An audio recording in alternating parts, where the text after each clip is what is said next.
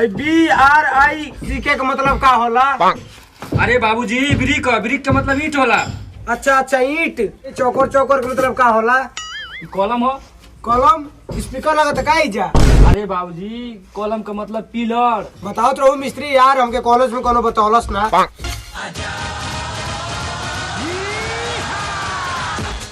अरे भाई इंजीनियर है, कब तक काम हो जाएगी? बताबे मिस्त्री। अबे मिस्त्री तू चुप, चलते बताते हुए इंजीनियर। बाबूजी काम 4-5 दिन में फाइनल हो जाई।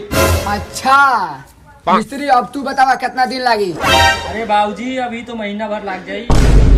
अरे बाबूजी 4-5 दिन में तो कुछ ना हुई। लिया भाई अपन फाइल दे, लिया भाई अपन करनी दे। ले हाइते पकड़ते इंजीनियर हुए। चल तू पकड़ मिस्त्री काम कर, चल काम कर।